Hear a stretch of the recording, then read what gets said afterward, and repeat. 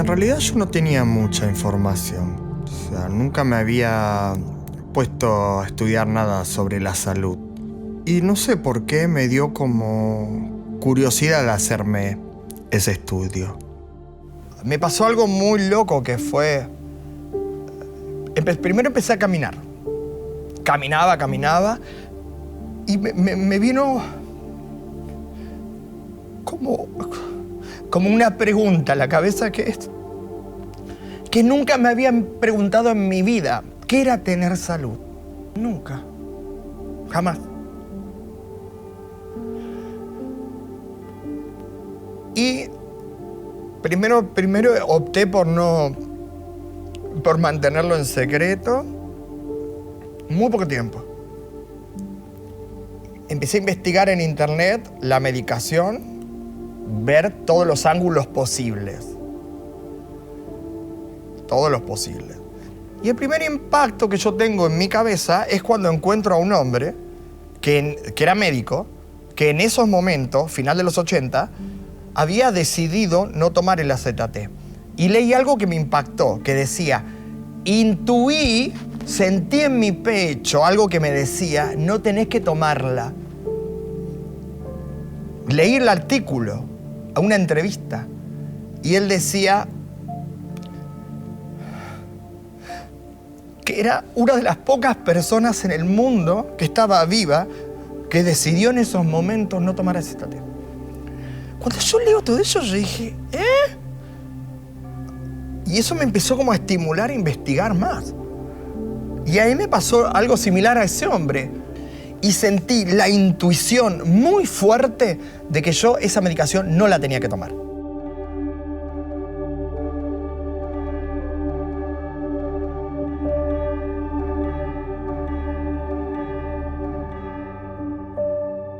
Me llamo Juan Bautista.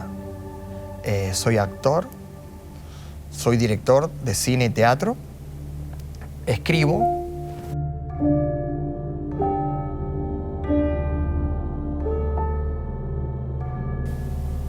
Una experiencia personal, es decir, de mi salud, es la que me motiva a comenzar a hacer esta película y a preguntarme qué es tener salud.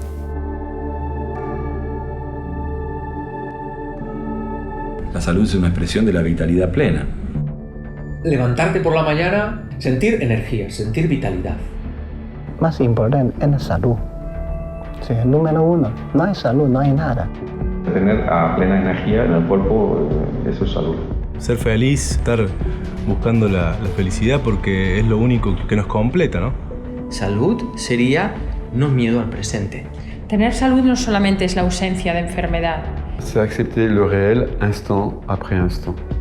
Salud es que todos deseamos, merece la pena. Tener salud es aceptar la enfermedad como parte de la salud. Que haya una unidad entre cumplir tu propósito en la vida y que tu cuerpo esté en sintonía con eso, ¿no? La salud es eso que solo nos damos cuenta que no tenemos cuando nos falta. Hay una definición de la OMS quizá muy conocida que dice la salud es el total equilibrio psíquico, físico, social. A mí no me gusta esa definición. No me gusta porque digo, bueno, pues así todos enfermos, ¿no? Mira, la industria va a decir, ole, ole, voy a vender píldoras a todo el mundo. ¿Quién tiene total equilibrio físico, psíquico? Pues eso no es de la Tierra, no es del tiempo y el espacio, no. Para mí la salud es, diríamos, ser libre. Eso es ser sano, ¿no?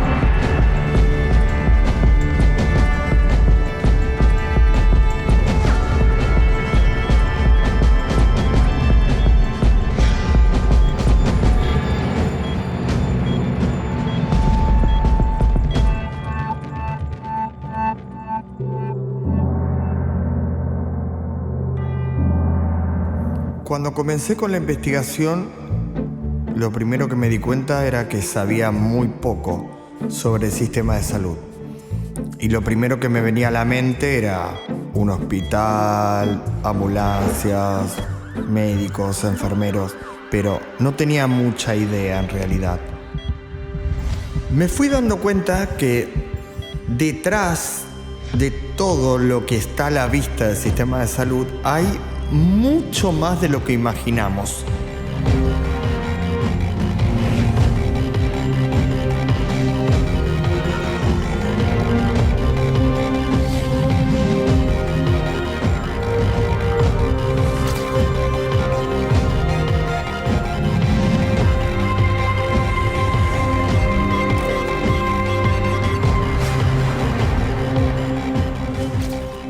La sorpresa mayor para mí fue darme cuenta de que el sistema de salud atraviesa toda nuestra vida, incluso desde antes de nacer.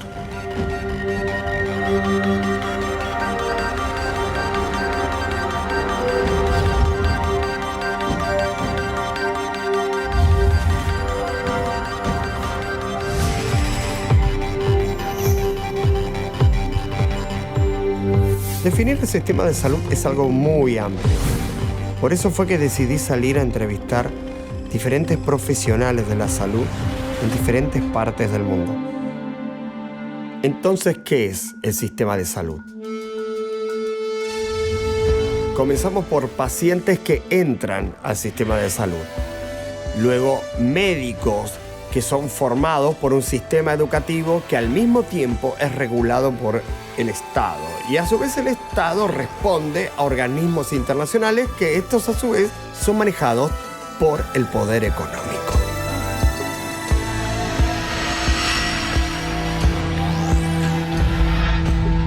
La medicina convencional es la gran medicina de la patología aguda, de la urgencia.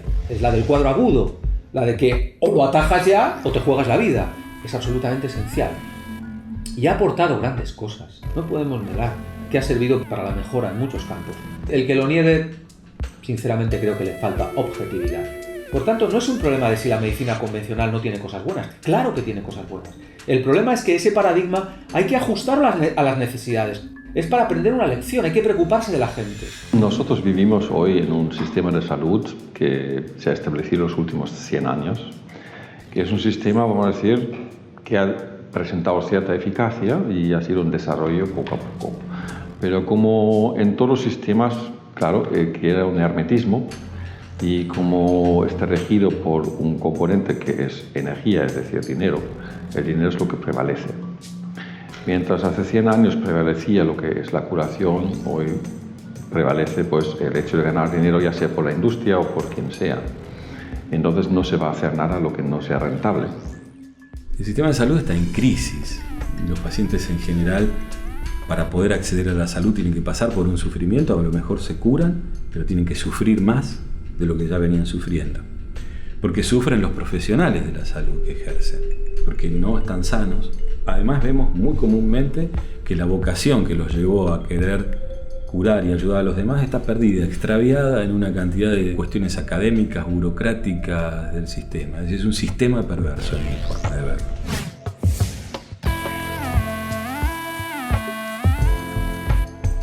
Tenemos un sistema de enfermedad porque estamos desarrollando más recursos y más para atacar las enfermedades y no generar salud.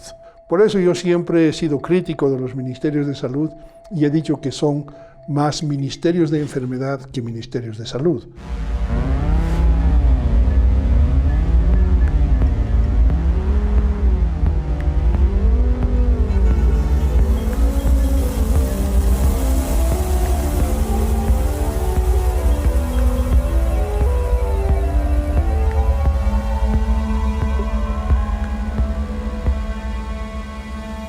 Sanitario tiene un gran presupuesto, existe mucha gente que mete la mano, ¿no?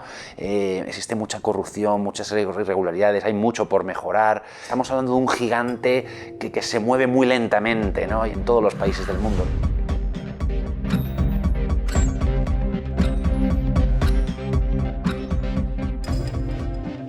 Para que el sistema siga funcionando, es necesario que haya personas enfermas, por supuesto que necesiten medicación, que haya personas que, aunque no tengan ningún síntoma, crean que en realidad están enfermas de algo, o si tienen algún síntoma, que crean que tienen algo mucho más grave de lo que tienen, y que personas que están sanas crean que pueden prevenirlo todo. Con todo eso armamos un mercado infinito. Todo el mundo, todos somos pacientes, hasta los chicos son pacientes.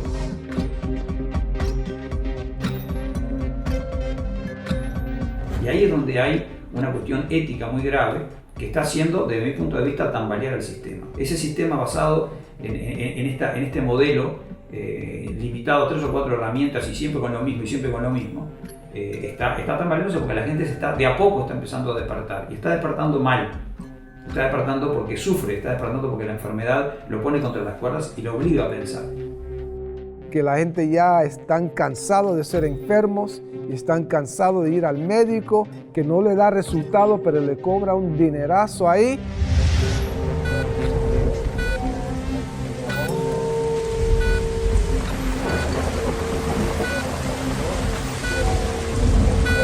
La lógica que aplica la medicina moderna, que es una lógica absolutamente simplista, reduccionista, mecanicista, que tiene como consecuencia todos estos problemas de salud crónicos.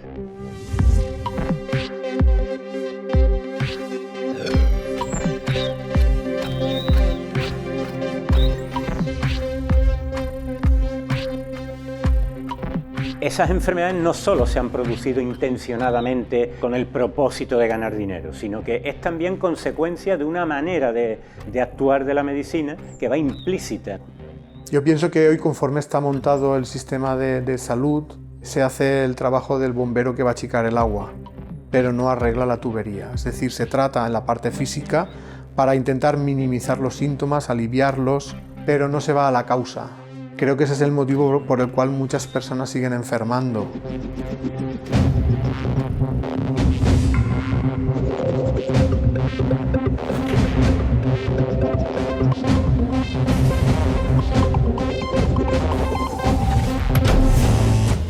Parece como un sistema de montaje, donde los enfermos pues van pasando por cada elemento de esa cadena de montaje, pero realmente nadie les atiende globalmente, holísticamente, como realmente necesitan.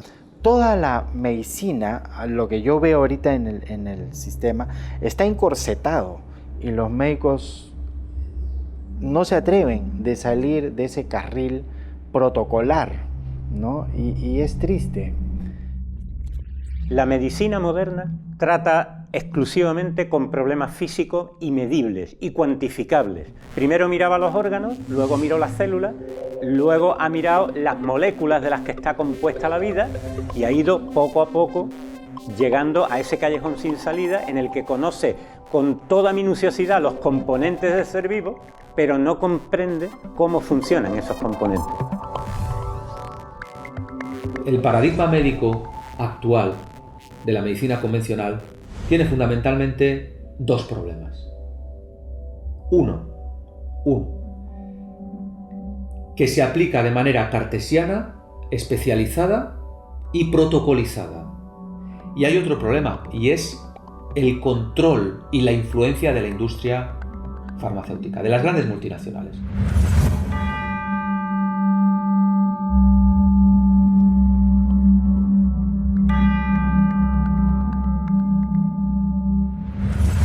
El primer puntapié fue cuando me dan el diagnóstico de HIV. Ese es el puntapié que me lleva a dar comienzo a esta película. O sea, el primer impacto no fue el diagnóstico en sí, sino la forma tan deshumanizada y de tan poco tacto que tuvo el médico que tuve sentado enfrente que me dio el diagnóstico. Creo que primero me tuve que reacomodar del impacto de la forma de él. Fue más fuerte que el diagnóstico en sí. Después voy cayendo el diagnóstico. Pero el impacto fue la forma en que lo hizo, sin mirarme a los ojos, agarrando el recetario, diciéndome ya de forma directa que yo ya tenía que tomar una medicación. él miraba el recetario y ya estaba anotando. Y entonces decía, vas a tener que empezar a tomar esta medicación porque va... Espere, le digo. O sea, ¿usted me está diciendo que tengo que tomar esta medicación? Sí, porque él hace cuánto. Y digo, pero... O sea que usted ya está afirmando que yo debo tomar esta medicación. Sí, porque ve... Se notaba un cassette. O sea, no había otra opción.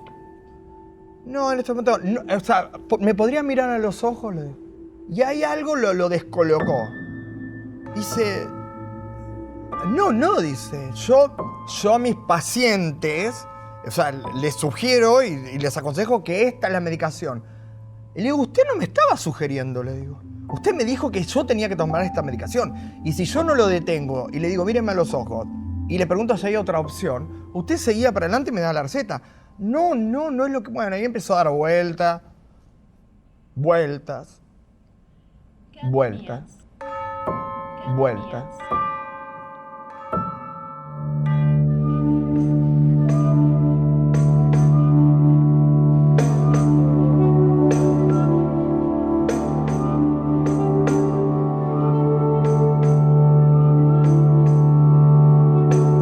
Para encontrar las razones por las cuales la medicina moderna es como es, hay que viajar a principios del siglo XX.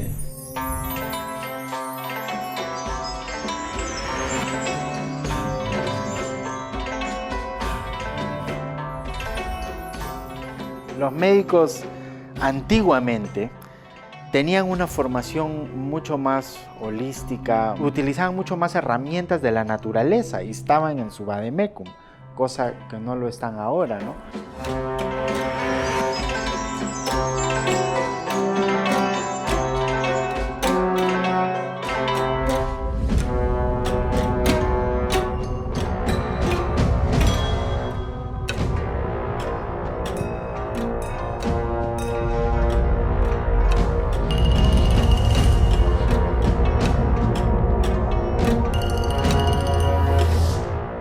A principios del siglo pasado, las fundaciones Carnegie y Rockefeller se unieron y reformularon la educación de los médicos en Estados Unidos.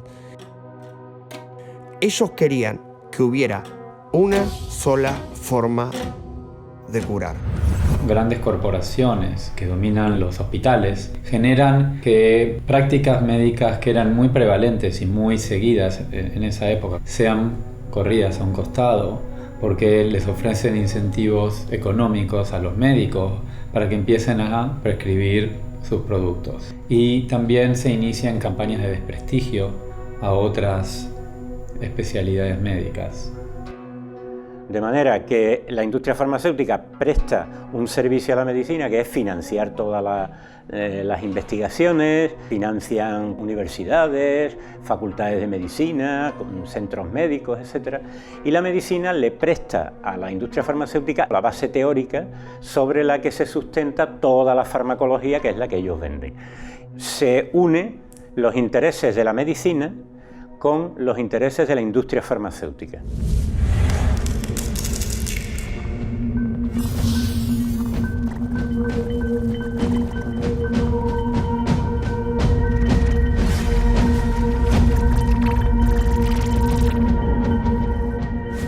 Luego de que uno dice una mentira durante 10 años, 20 años, 50 años, 100 años, esa mentira queda y se transforma en verdad.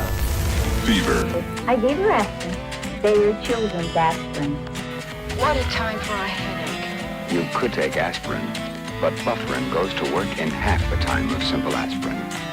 Look, simple aspirin. Always rely on new orange flavored Bayer aspirin because you and your child will both feel better 20 minutes. It helps your child get Una back. sola forma de curar. One children's doctors recommend most for children.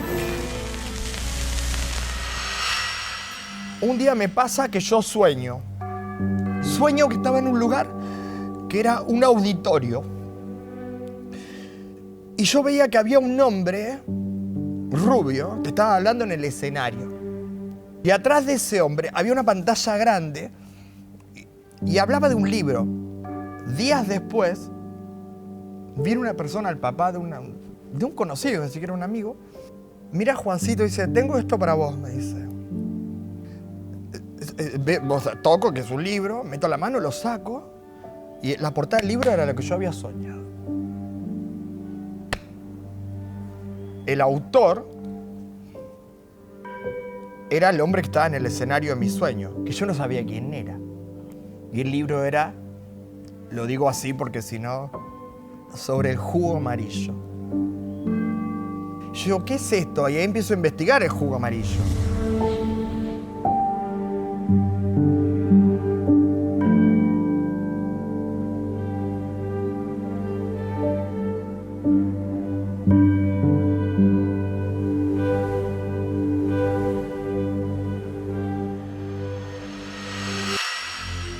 ¿Cuál es la primera medicina?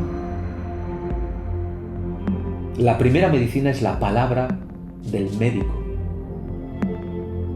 Por eso a veces maltratamos al paciente y a veces lo enfermamos al paciente. Lo primero que puede curar o enfermar es la palabra del médico, del terapeuta.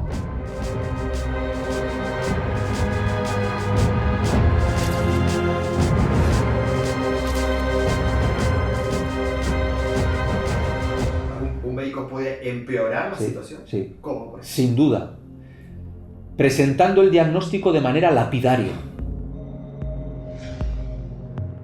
Si nosotros permanentemente estamos bombardeados por una sentencia donde te dice, te queda tanto tiempo de vida, esto te mata y demás, obviamente vos empezás a funcionar en función de ese diagnóstico. Y entonces ya se suma dos conflictos, el que tuvo y que ocasionó la primera enfermedad y este nuevo como consecuencia del impacto de esa mala noticia. Y entonces muchas veces se desarrolla otra enfermedad física como consecuencia de ese nuevo conflicto. El paciente no solamente recibe lo que directamente está escuchando, sino lo que no escucha también. Y percibe.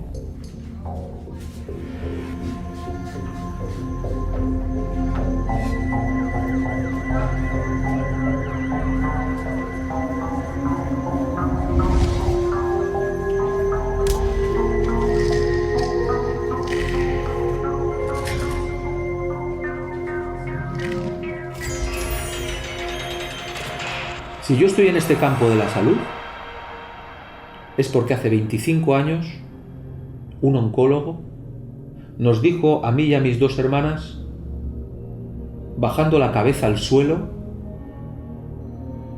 sin que supiéramos nada, a tu madre le quedan 15 días. Y es lo que le habría quedado si no hubiéramos tomado ciertas medidas no convencionales. Pudiera ser lo de los 15 días, pero mírame a la cara, ponme la mano en el hombro y dime, siento mucho tenerte que dar esta noticia, pero mira, las circunstancias se han dado de esta manera, de la otra. Tengo muchos pacientes que cuando me cuentan cómo se les ha dado el diagnóstico es para echarse a llorar. Y salieron de la consulta físicamente peor de lo que entraron. ¿Falsas esperanzas? No. No, claro que no. Pero hombre, transmitamos un poco de humanidad. Que la primera medicina es la palabra. Y en la facultad deberían dedicar una buena cantidad de tiempo a esto. A saber hablar a los pacientes. Afortunadamente hay médicos que lo hacen bien. Pero por desgracia hay muchos que lo hacen mal. Con esa idea de mantener la objetividad, de no implicarse. A mí me ocurre todo el tiempo, que viene el paciente diciendo, fui al médico, ¿sabe que no me miró? Me preguntaba, anotaba un papel en la computadora y no me miró y me dio un papel con una receta.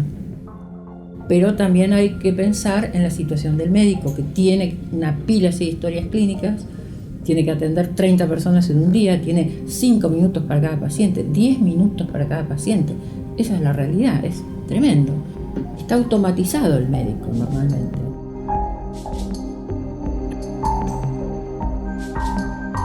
El médico no es un ser que está aislado en su profesión. Es un médico, insisto nuevamente, que tiene presiones de todo lado. Es una persona que tiene que desarrollar su actividad dentro de un mundo del mercado, dentro de un mundo de la comunicación, de la propaganda, etcétera, etcétera. Y creo que este médico, si no tiene una buena formación, va a ser presa fácil de todo esto.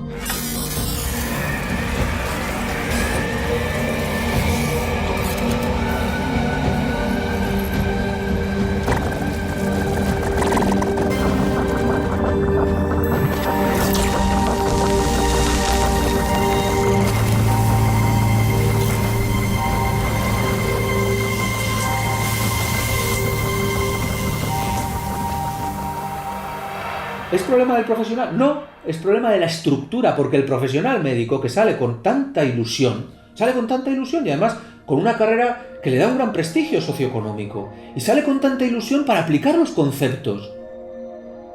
¿Pero cómo los va a aplicar? Pues como está estructurado, y la estructura está, y ese es el problema, el paradigma está obsoleto. Y sentí la intuición muy fuerte de que yo esa medicación no la tenía que tomar. No la tenía que tomar. Aunque estaba en un estado de ignorancia absoluta yo. Y yo tenía que empezar, primero pensé, tengo que empezar a documentar todo esto. Y mi segundo pensamiento después de eso fue, no quiero googlear la información. Quiero ir a hablar cara a cara con los científicos que estoy leyendo, con los médicos que estoy investigando, y no me importa en qué parte del mundo estén. En ese momento obviamente no sabía ni cómo podía llegar a hacer algo así, ni de dónde iba a sacar el dinero, no sabía nada. Sí fue esa lucidez. Esa va a ser mi investigación para mi vida y para la película. Y obviamente empecé a investigar sobre mi propia situación, del diagnóstico. Aparece un médico que veía las cosas similar a mí. Entonces él empieza a ayudarme, empieza a ayudar en la película también, y empiezo a hacer era como un tratamiento, pero yo me sentía bien, es la realidad.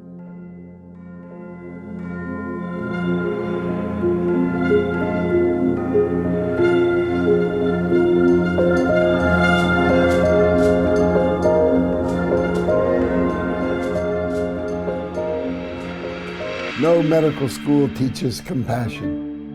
Well, the truth is, love is really important in everything.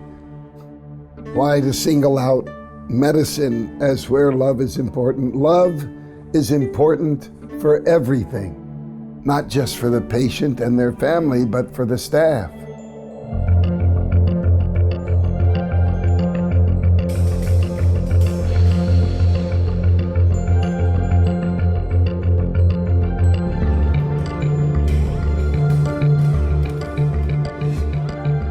La universidad, al igual que digamos que muchas otras instituciones, está, creo yo, absolutamente centrada, digamos, en producir individuos que puedan cumplir a rajatabla con un sistema que no necesita, digamos, de gente que imagine cosas. Necesita gente que básicamente obedezca, ¿no?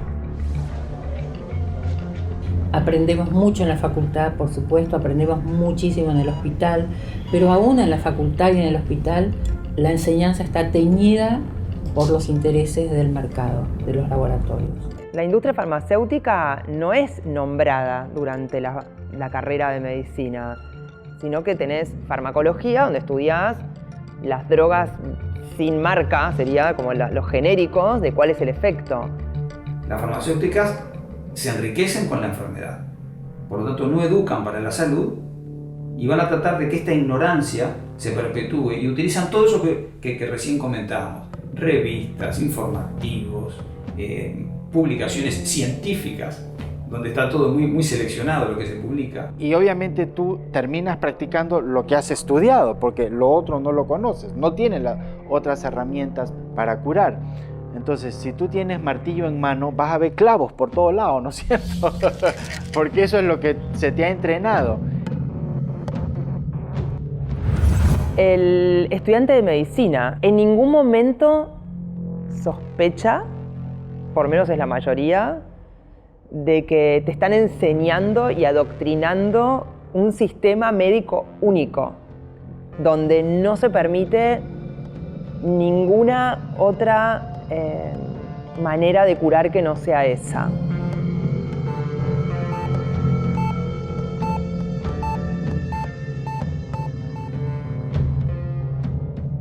Estudias medicina pensando que vas a tocar el cielo con las manos, que siempre falta un poco, ¿no? Siempre es como, no, todavía no sé cómo curar a las personas. Y no, más adelante. Bueno, cuando estudie farmacología voy a entender cómo. Después cuando estudie cada especialidad por separado voy a entender cómo. Y al final te das cuenta que terminas la carrera y sabes bastante poco de cómo ayudar a las personas, y entonces está todo puesto en esta residencia, que es tu formación, que ya sos médico, ya estás trabajando como médico, te pagan, tenés un sueldo, y entras en un sistema de la especialidad que uno eligió ejercer o aprender. Y ahí es cuando de golpe sos en un esquema como militar, vertical, total.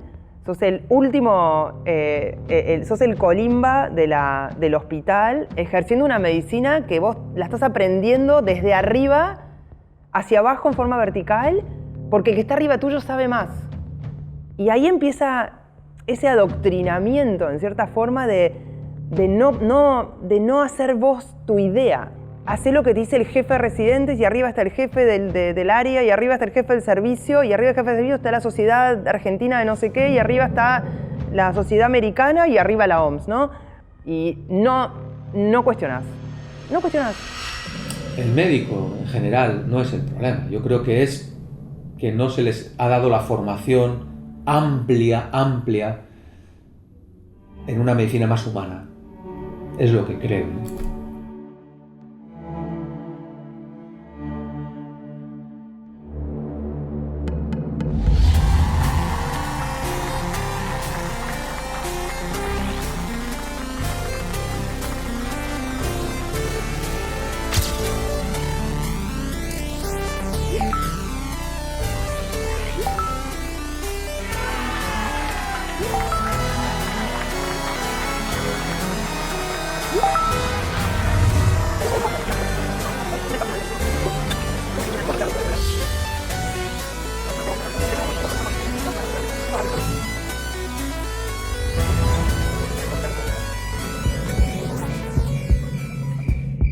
Cuando finalmente sentís que sos médico,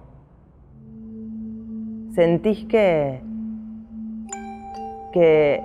no tenés tiempo para el paciente, no tenés tiempo de escucha, en algún punto no te importa, porque lo único que querés, que te enseñaron, es encontrar esa etiqueta, ese rótulo, para poder aplicar el protocolo que te enseñó el que está arriba tuyo. Y crees que esa es la medicina. Crees que es así, que tiene que ser así, y ahí va a estar el éxito. Vas atravesando tu experiencia como médico, y en un momento te das cuenta que las personas son únicas, y que le pasan cosas, y que los protocolos 1000 veces no funcionan. Y que ahí te das cuenta que tenés que volver a revisar todo.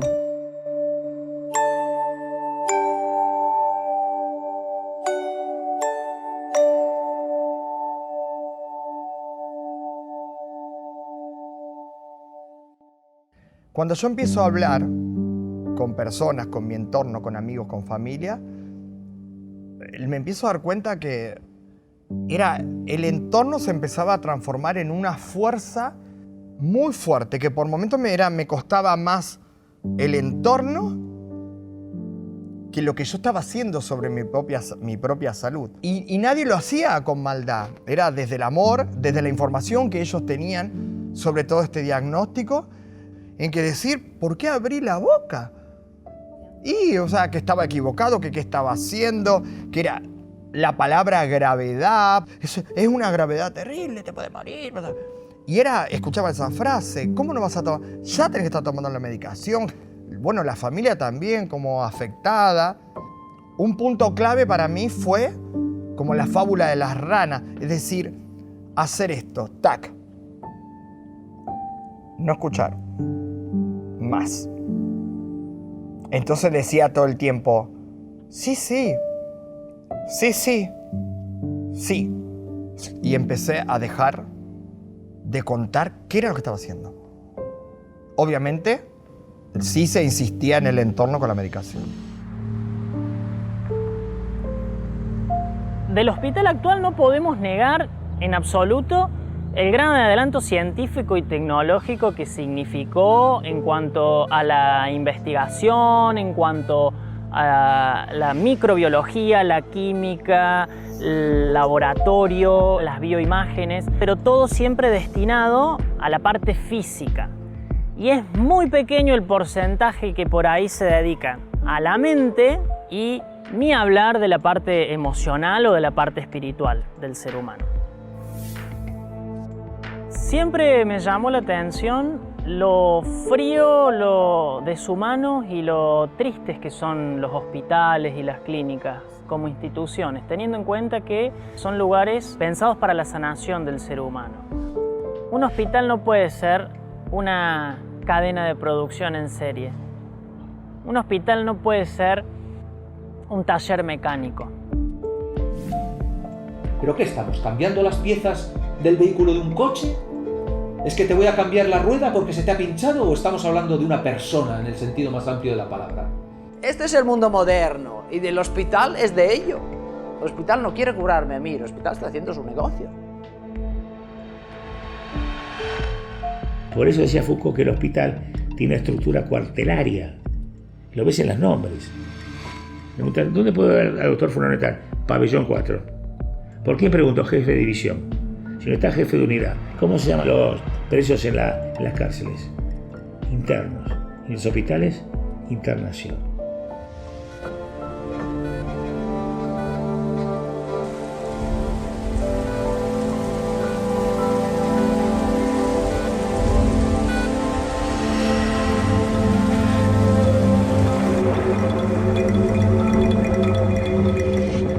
Y ahí nace el hospital, que es un parchecito para que los esclavos te rindan. Nunca hubo voluntad de bienestar a la gente. El sistema sanitario parchea a los obreros para que vuelvan al trabajo, cosa que hacían los campos de nazi, de Auschwitz. El campo de Auschwitz era la fábrica de Bayer, nadie sabe esto, y le convenía que fueran muy bien trabajadores y trabajaban justo y tenían que ser sanos para trabajar, y los que no estaban sanos fuera.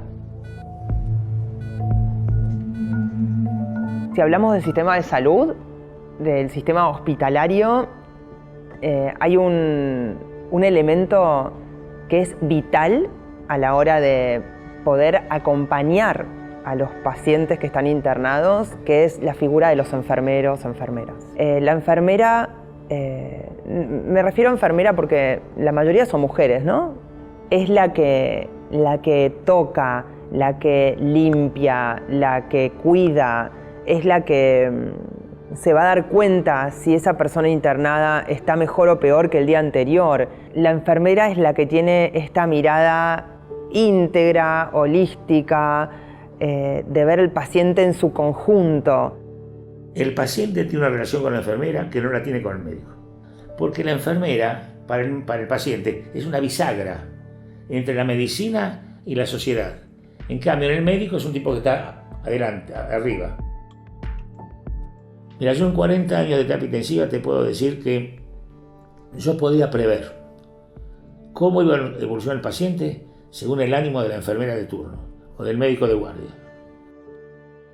Todo se origina en un sistema de creencias, impartido desde una facultad de medicina, desde una universidad, y ese sistema de creencias termina materializando, a su vez, un hospital o una clínica que responde a la forma en que ellos perciben al ser humano, desde un punto de vista materialista, mecanicista, y donde se terminan tapando síntomas y no tratando al ser humano como un todo integral.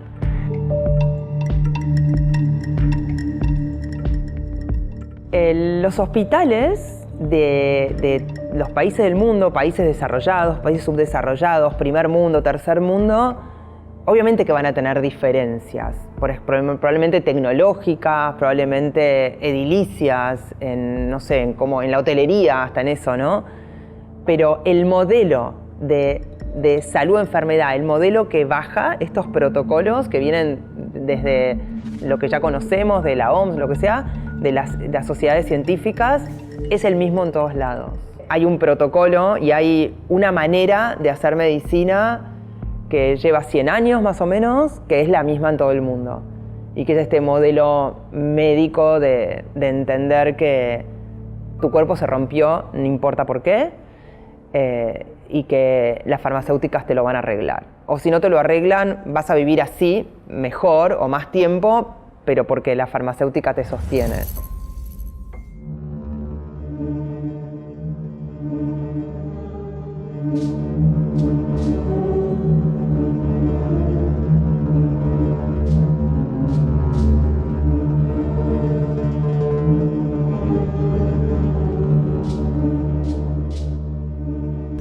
La salute o la cura o la preparati medicinali o alimentari, qualunque cosa deve essere programmata nel base del servizio o della necessità. Non deve essere programmata nel base del commercio. Se diventa commercio sempre aumenta l'avidità e aumenta l'egoismo e quindi comincia a fare male al consumatore.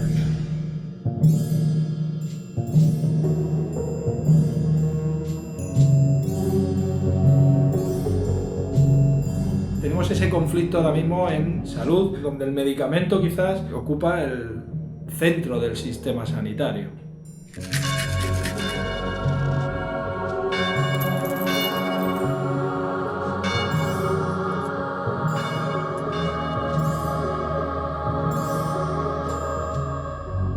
El primer medicamento que tiene el médico humano es él como persona. Pero la presión de la industria hace que mediquemos.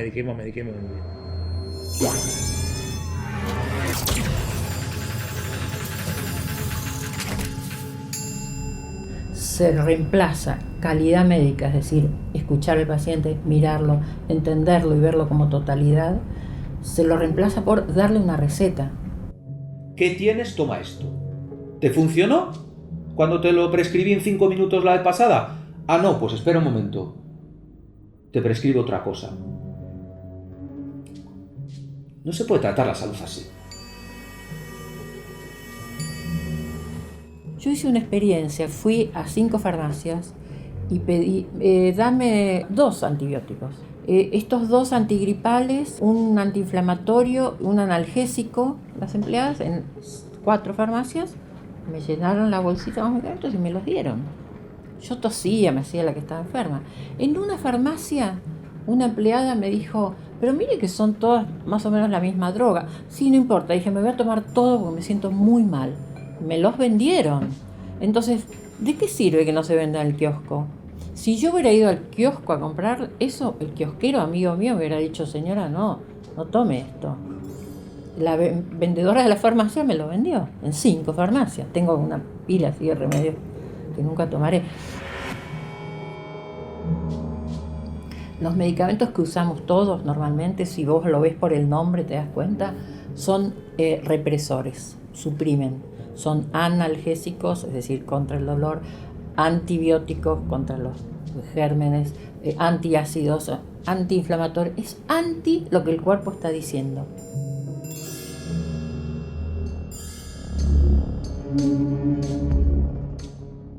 Beh sì, i farmaci normalmente acidificano o perlomeno intossicano. Per esempio, uno che vuole proteggere lo stomaco, quella molecola danneggia la funzionalità del rene, è chiaro, prendi oggi e prendi domani, poi il rene soffre e può essere attaccato. E quindi che cosa vuoi proteggere se poi dopo tu proteggi un'altra cosa?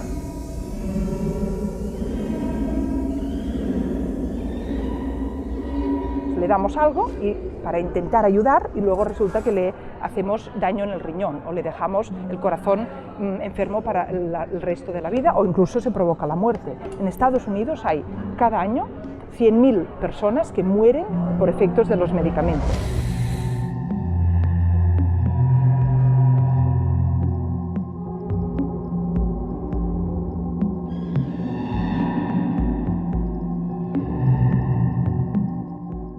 Si nosotros consultamos el proyecto Eficacia Clínica que tiene el British Medical Journal, una de las primeras revistas científico-médicas del mundo, tienen un proyecto en el que van analizando cada año la eficacia de los fármacos. Solo un 11% han demostrado científicamente su eficacia. Es decir, la medicina farmacológica, que presume de ser científica y de haber demostrado su eficacia y por lo tanto de anular a todas las demás alternativas, solo logran demostrar que un 11% de sus productos son eficaces. Y al mismo tiempo, esos productos son la tercera causa de muerte en el mundo.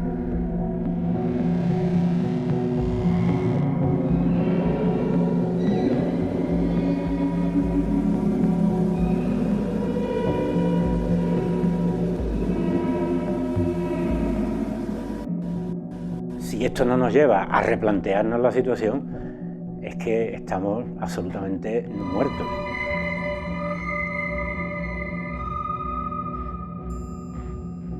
Tú le cambias a una molécula química solamente la punta de una molécula y a lo mejor eso tiene unos efectos en el cuerpo que tú no vas a poder saber. Claro que haces investigaciones previas, pero ya lo he explicado, se hacen mal, se hacen demasiado rápido y se hacen sobre todo con un objetivo, que es que la empresa funcione. No se hacen con el objetivo de investigar a fondo, que eso no haga daño a las personas. Porque esa es otra visión que me parece a mí errada.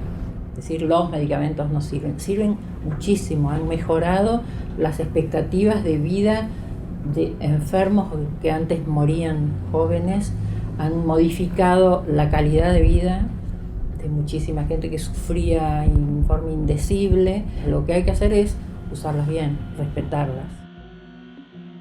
Y muchas veces las personas al principio, para poder sostener un proceso emocional, necesitan tomar pastillas para la depresión, porque si no, no pueden sostener la vida del momento, pero es un momento. Si después la persona hace todo un proceso para ir dejando la pastilla, es como un yeso. Una persona agarra un yeso, se pone un yeso por un tiempo, después lo deja y hace otra cosa. Y la pastilla genera una muleta bioquímica. Tapa un síntoma y para mucha gente no hay otra alternativa. Porque culturalmente, porque educativamente, intelectualmente no pueden reflexionar sobre una necesidad holística o nutricional de su tratamiento.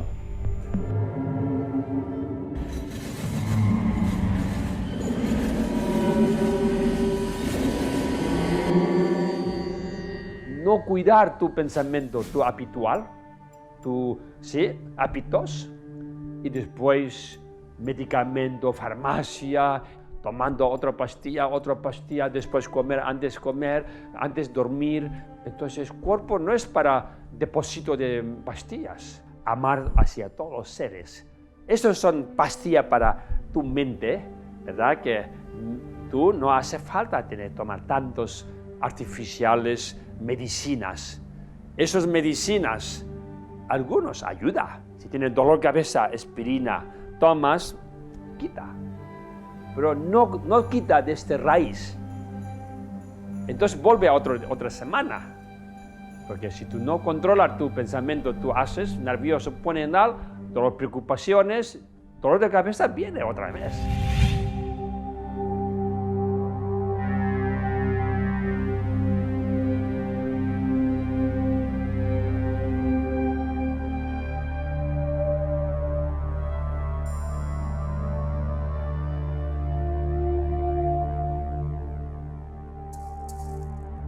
Ahí es donde yo siento que en el avance y conocer gente, ahí empezó el juego.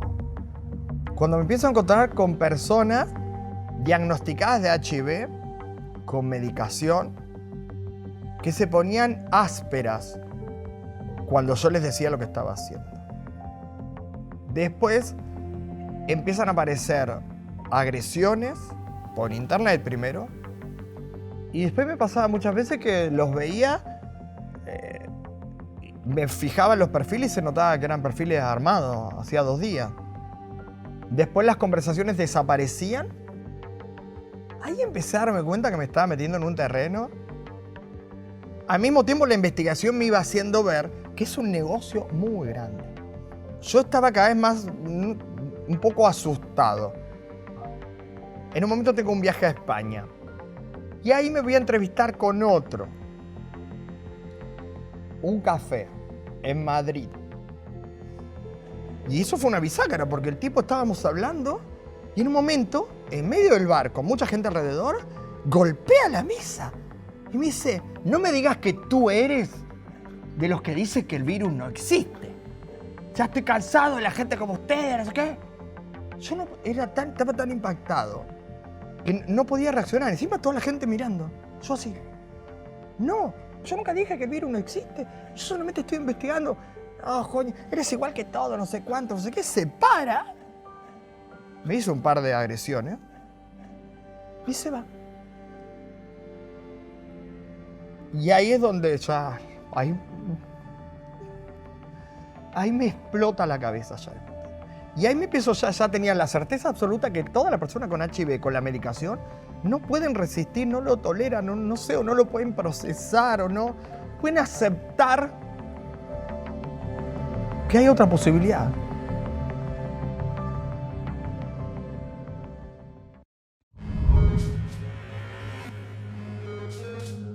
Es otro fenómeno que ocurre, que el paciente exige al médico que lo medique. Por ejemplo, padres que exigen que el médico le dé un antibiótico al chico cuando el chico no debe tomar un antibiótico. Gran porcentaje de las recetas de antibióticos se hacen por presión del paciente.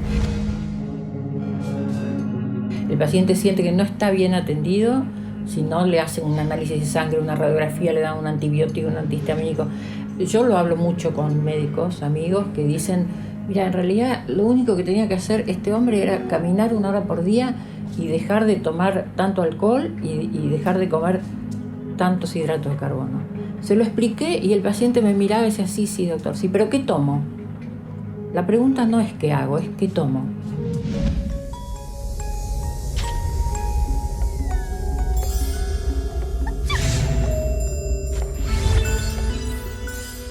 Este modelo médico de etiqueta, rótulo, remedio, droga o tratamiento que funciona, que obviamente nos lo da la industria y que farmacéutica y que hay muchísimas cosas que tienen éxitos impresionantes, hace que la persona que va al médico exija esa solución mágica, exija, dame esa droga y si todavía no existe, meteme en el protocolo nuevo de una droga que eventualmente me mejore esto.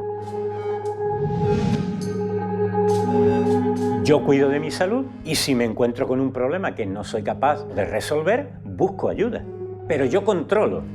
No es esa persona la que controla a partir de ahí, me dice lo que me pasa, me define como enfermo, me aplica la terapia que quiere, etcétera, sino que soy yo quien toma las decisiones y esa persona es un ayudante, alguien que ayuda con lo que sabe que yo no sé.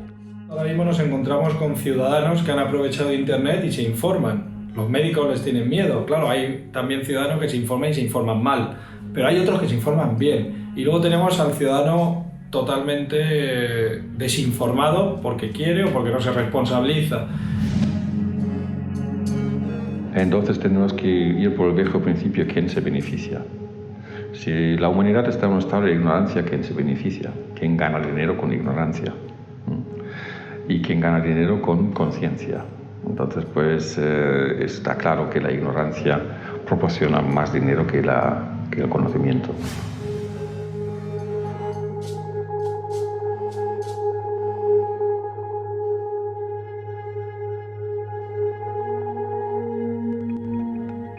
Voy a intentar contarlo como lo viví, no es cronológico.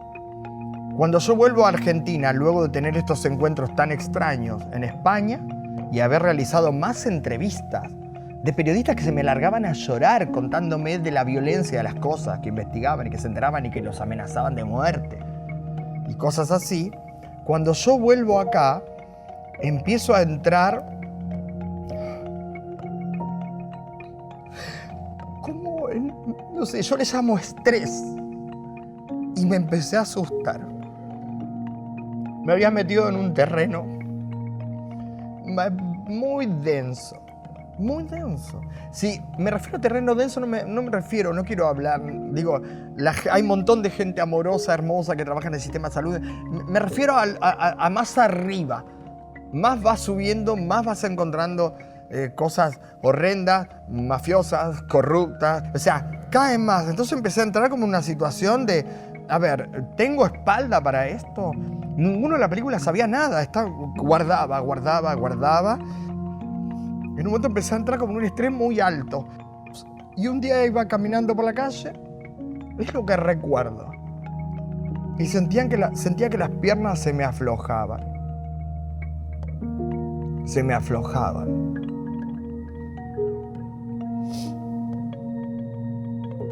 Es más o menos lo que recuerdo. Y a partir de ahí,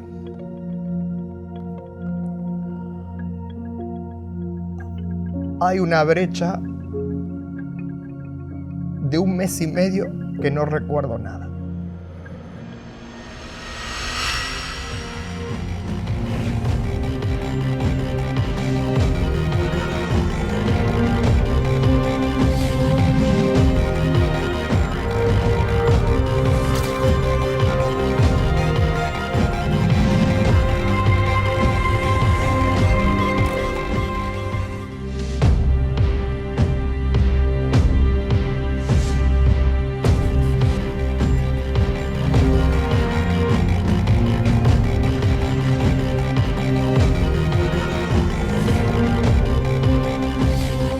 No quemaría mis manos por decir que todo es puro dentro de la Organización Mundial de la Salud. Yo lo viví y puedo ser testigo de que muchas veces los ministros de salud, los técnicos que toman decisiones, son fuertemente presionados. Y desde la Organización Mundial de la Salud yo puedo decir sí que he estado sujeto a intereses internacionales también. Y la OMS, la Organización Mundial de la Salud, se formó en 1947, tras la Segunda Guerra Mundial, como una organización que debía velar por los intereses de salud de todo el planeta, ¿no? Y se formó para ser financiada con aportaciones económicas de los países miembros.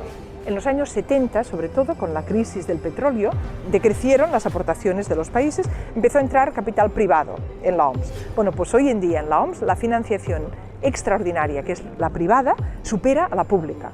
Bueno, ¿y quiénes son esas inversiones privadas? La más importante es la Fundación Bill y Melinda Gates, la que está aportando más, también la Coca-Cola, la Nestlé y también una empresa que en Argentina conocen bien, Monsanto. Estos están aportando el dinero más importante en la OMS en este momento y esto afecta a las decisiones que la OMS toma y lo que no puede ser es que tengamos una autoridad sanitaria internacional que haga pasar por delante los intereses económicos de 4 compañías por delante de la salud y la vida potencialmente de millones de personas. Por delante de la salud y la vida potencialmente de millones de personas.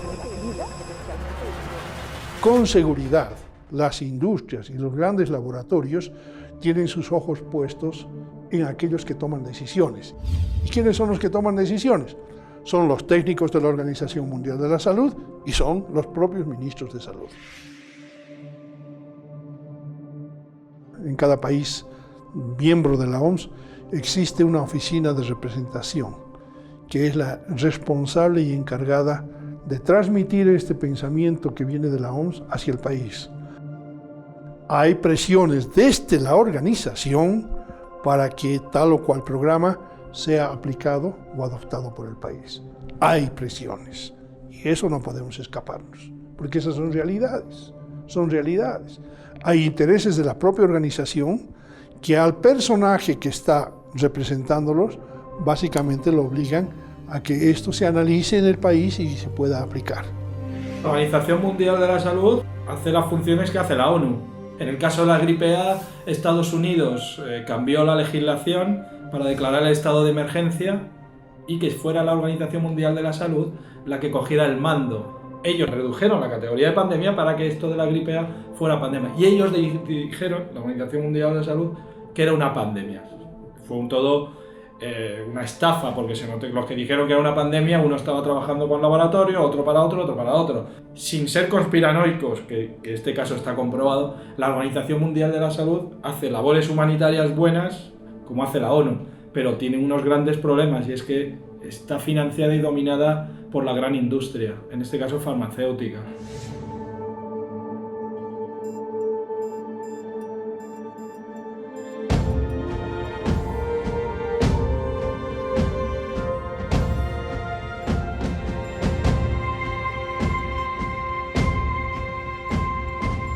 El Ministerio de Salud, que le llaman ellos, estadounidense, es, digamos, el núcleo de ese aparato sanitario que gobierna el planeta y que influye en el resto de los países.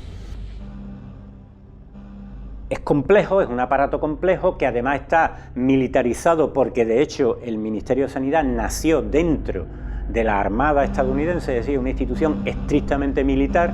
Entonces, su lógica de funcionamiento, desde luego, es esa, es una lógica militarizada, que cuadra perfectamente con uno de los grandes dogmas de la medicina moderna, que es la teoría microbiana de la enfermedad, que es una teoría absolutamente belicista y paranoica, que consiste en pensar que estamos rodeados de microbios, de ejércitos de microbios que nos invaden, y nosotros disponemos de un ejército defensivo que lucha contra ellos. Es decir, esa lógica es la misma lógica que los Estados Unidos como nación aplica frente al planeta. Y de hecho, si consultamos documentos de seguridad nacional en los que se establece la estrategia a seguir por el gobierno, guerras preventivas, cómo relacionarse con otros países, etcétera, se parecen enormemente, son casi el mismo lenguaje que los documentos que elaboran estas agencias que te digo, de cara al comportamiento y a los protocolos a poner en marcha en casos de epidemias y de enfermedad.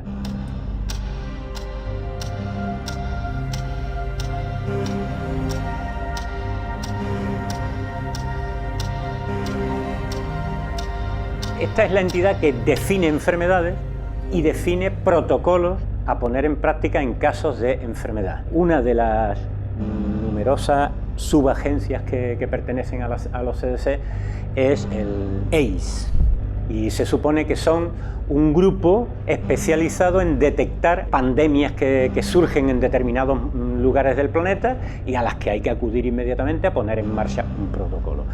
El ACE es un elemento clave del aparato sanitario porque tiene unos programas de entrenamiento que vía instituciones internacionales se ponen en práctica en 40 países del mundo.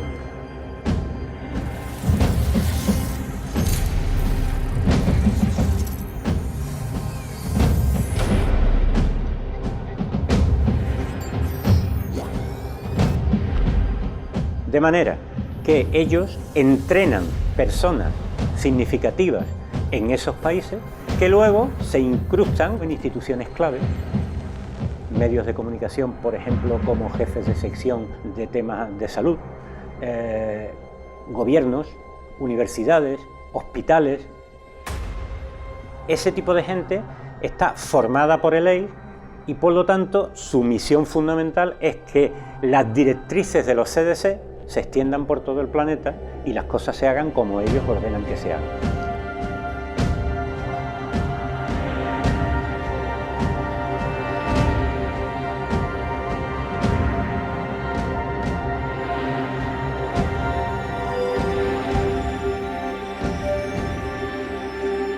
I think, to me, and I've been involved with both the World Health Organization and with the U.S. authorities, Food and Drug Administration, FDA. There are a lot of good people in that agency. They're working hard to try to establish some standards. But unfortunately, they're not given enough money, to do the work they should do. So they become also very sensitized to the interest of. On the one hand, they got to make some pretty good decisions according to the science. On the other hand, they have to pay some attention to the Congress that's giving them the money. And the Congress is responsive to the industry, mostly. So it's kind of a tussle.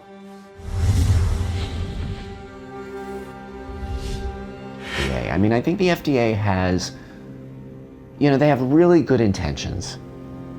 However, they are very much influenced by lobbyists. And whatever lobbyist is screaming the loudest is the one that gets the most attention. Big pharma's on their back, food manufacturers are on their back, everybody's on their back.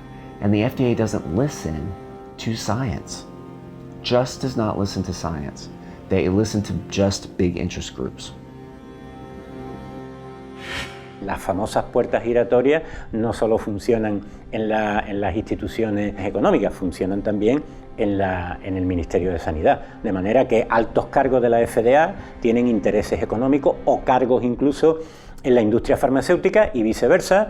Entonces, todas estas puertas giratorias, ¿para qué sirven? Para poner en el mercado medicamentos que de otra manera no estarían en el mercado, porque no tienen los controles de seguridad que deberían tener, ni han demostrado la eficacia que deberían demostrar.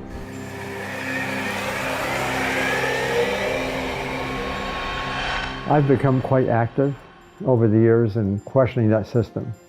In my experience, the government has become very much influenced by the industry, very much influenced. And so on committees like this, for example, they tend to choose people who are, let's say, favoring a certain industry, especially if that industry has the money to help elect politicians. So, it's like this. Politicians, they have to get elected. If they have more money to get elected that can come from the industry, then now they're working for the government, now they're going to say things. And so it's not a very nice situation.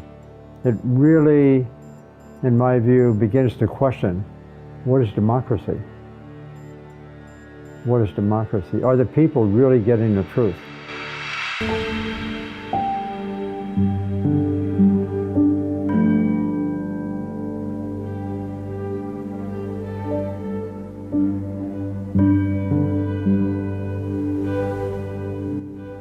Imaginemos que salteamos un mes y medio de mi vida, porque en realidad es así. En mi mente hay un mes y medio que no está.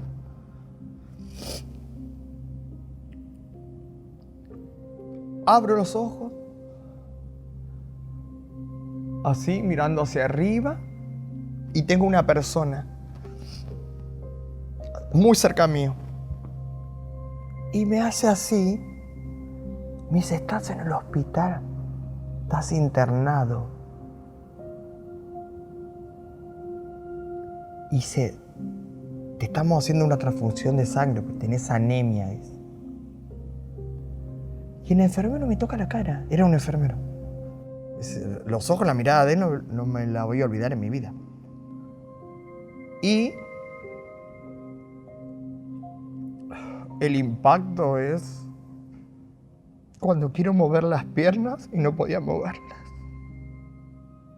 No entendía nada lo que estaba pasando.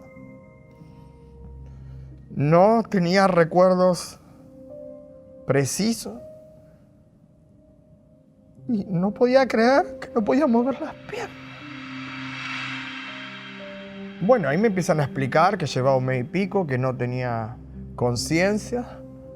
Me explican que entré mal a la casa de mi mamá. Me llevan 2 amigos y mi mamá. Me iban explicando, me iban dando datos. Era como que yo iba armando un rompecabezas de lo que me iban diciendo, al mismo tiempo impactado con no poder mover las piernas. Y me entero que estaba tomando una medicación hace un mes y medio. Y me bajan, me sueltan así 12 pastillas. Y tomé la medicación, obviamente. Si no sabía lo que estaba pasando. No, y me empezaron a explicar, no, estuviste muy mal, estuviste en cama como 2 o 3 días, no hablabas, estabas ido, llorabas. O sea, me iban dando todos datos que no eran nada esos datos. Obviamente que era lo que estaban diciendo todo, que iba escuchando todo eso que me estaba pasando. ¿Por qué era? Por el HIV. El tema era ese. Eso. Dentro del hospital iba preguntando, uno preguntaba a otro, el médico venía 2 minutos. Bueno, había una médica doctora, ella estaba un poco más conmigo. Los enfermeros eran los que estaban, era como yo sentía que el enfermero se daba cuenta de lo que estaba pasando. Se daba cuenta. Y había cosas que me las decía a mí cuando no había nadie. El enfermero.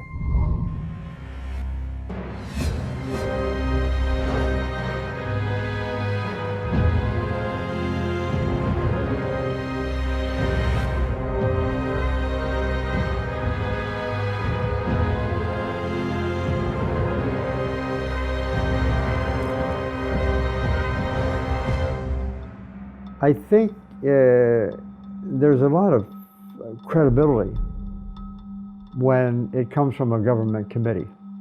I've served on those kind of committees, and I've given testimony before the U.S. Congress, and so I've seen firsthand how they work. And unfortunately, those committees are generally regarded by the public as being objective because they're scientists.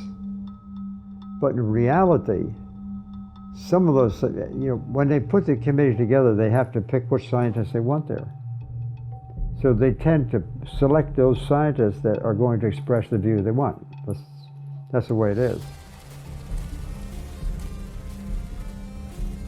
Perdemos la confianza en uno de los sistemas que se supone que más nos tiene que contener, ayudar y hacer estar mejor, ¿no? La ciencia. La ciencia, y es como... Ahora, la ciencia está muy prostituida. La ciencia es aplicar el protocolo que a mí me enseñaron. Y el protocolo ya sabemos quién lo diseña, porque los ensayos clínicos que permiten los avances en ciencia y medicina son financiados por los sectores que pueden pagarlos. Un ensayo clínico cuesta $100.000, el más barato. ¿Y quién puede pagarlo? Nadie, ni los gobiernos, ni las sociedades científicas, nadie tiene más recursos que una gran empresa, una de las 10 grandes empresas que le da de comer al mundo. Entonces, comprobar, ponerte a testificar si lo que te están diciendo es verdad o no, no se hace. No se hizo con los transgénicos cuando se aprobaron. Vino Monsanto y dijo, yo tengo esto, lo probé tantos días, estos son mis documentos, lo aprobamos y lo aprobaron. Y se hizo en 90 días de prueba sin ningún tipo de ensayo real o sin ningún tipo de los recaudos que pedían científicos independientes y que todavía piden el día de hoy. Así se hace todo. Sí, lo que se exige cada vez más es que adjunten documentos, pero son documentos hechos por las mismas empresas. Le hacen decir a la ciencia lo que el interés económico quiere que la ciencia diga. Entonces, de esa manera, el poder económico controla o frena o limita el verdadero avance de la ciencia. A pesar de que la ciencia academicista, la ciencia que domina las instituciones, está totalmente encerrada en ese reduccionismo, hay determinados científicos que van más allá y están empezando a plantear descubrimientos muy interesantes. El problema es que tienen que luchar contra todo ese ejercicio del poder que trata de acallarlos. Al poder de la industria farmacéutica le vienen muy mal los científicos buenos, de calidad, independientes y comprometidos con la ciudadanía, y le vienen muy mal los periodistas que difunden los datos científicos de esos estudiosos. Si yo mañana me gano un premio Nobel o me destaco de una forma notable, van a venir los grandes laboratorios a ofrecerme que trabajé para sus comités científicos. Entonces, toda la investigación científica, las actualizzazioni in medicina, tienen a los mejores del mundo trabajando ahí. Perché ogni rivoluzione medica è stata sempre osteggiata e distrutta all'inizio. Dimmi qual è una scoperta medica che non sia stata prima derisa, osteggiata e si è tentato di distruggerla. Dimmela. Quando in Italia dicono una cosa è una bufala, è un inganno. Hay que tener en cuenta que lo que se publica en las revistas depende de los intereses de quienes financian las revistas. Las revistas científicas, incluso las de mayor prestigio, dicho por sus mismos directores, dependen del aporte de los laboratorios medicinales. Por lo tanto, lógicamente, se van a publicar ¿qué? Aquello que convenga al laboratorio. Esto es la realidad. Y esto es parte de lo que es la corrupción científica, porque la ciencia, entre comillas, sino también los científicos, desgraciadamente, tienen todas las posibilidades y de hecho las cumplen, entrar dentro de este sistema corrupto.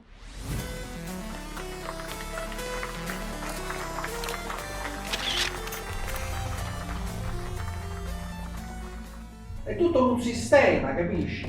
Istituzionale, politico, economico che è medievale. Cioè si reprime il pensiero per non delegittimare le istituzioni, la classe sociale, eccetera, eccetera, e si fa morire di 10 milioni di persone all'anno dal cancro. È preferibile far morire 10 milioni di persone piuttosto che dire voltiamo pagina. Hai capito come funziona? E questo è il sistema. Il vero nemico, la causa del cancro, sono le istituzioni, la falsa democrazia, che non permette alle persone di pensare in maniera libera. Es simplemente la ciencia dice esto y es así. El cáncer se trata con quimioterapia, porque eso es ciencia. Si no es así, no es ciencia. La scienza medica, spesso nel 90% dei casi, la scienza convenzionale non sa le cause della malattia, quindi quello che dice a livello teorico non è importante. Quando si tratta di diabete, ipertensione, tumori e altre malattie, alla fine di ogni discorso c'è scritto però non sappiamo perché, qual è la causa.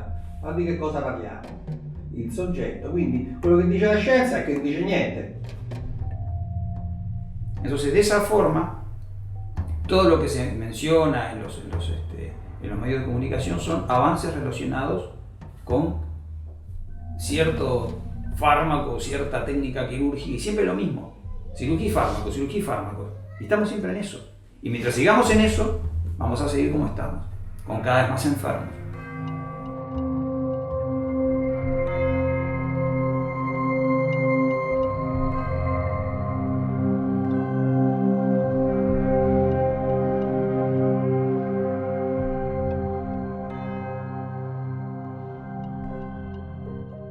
A mí lo que me salva fue poner en eje mi cabeza, caminar. O sea, eso eclipsó todo. Me eclipsó, pero el HIV, el documento, me eclipsó todo. ¿Qué es lo que me da así el golpe? Decir, voy a caminar ya. Para sanar, tengo que salir de este hospital. Ya. Ya tengo que salir de este hospital. Entra el médico que me está atendiendo y me dice, bueno, no sé qué, me toca las piernas. Y me dice, mira, vos tenés que hacerte a la idea que por 2 o 3 años vos no vas a caminar. A todo esto nadie me dijo claramente por qué yo no movía las piernas. El HIV, el HIV. ¿Cómo el HIV, el HIV? Y le digo, ¿cómo? Que te tienes que hacerte esta idea. Te digo porque para que no te frustres y exijas tu cuerpo. Y ahí, creo que ahí desperté. Y agarro, porque lo miro y le digo, disculpe, le digo, ¿y usted qué sabe si la fuerza de mi espíritu no me puede hacer caminar mañana? Y ahí el tipo, obviamente no me estaba mirando la cara, estaba con una plancha, levanta y me dice, ¿cómo? ¿Usted qué sabe si la fuerza de mi espíritu y mi mente no me hacen caminar mañana? Se queda que es así como descolocado. Y dice, ay, no, perdóname. No, le digo, no me pida perdón, le digo. No me pida perdón. Solo tenga en cuenta, le digo, que la próxima vez que le tenga que transmitir un diagnóstico o algo a un paciente, piense más. ¿Qué palabras va a usar? No, dice, te doy la mano ahí, tenés toda la razón. Entonces empezó a justificar lo que pasa, que uno está con un paciente, con otro. Bueno, le digo, pero ténganlo en cuenta, le digo. Antes de ver a un paciente, tome aire, tómese su tiempo y elija las palabras. Te pido perdón. Bueno, para que lo perdone, ya firme todos los papeles que sean necesarios para que yo salga de acá. Y no le cuente a mi familia que yo le estoy diciendo esto. Pero tu situación, mire, le digo, acá voy a caminar en el 2040, le digo. Hay gente hermosa acá adentro, otros no tanto, le digo. Yo quiero gestionar y diseñar mi propio tratamiento. Fuera de acá. Porque acá no voy a caminar más. Is it possible that some cures for diseases that we don't know actually exist already? Absolutely. Absolutely it's possible.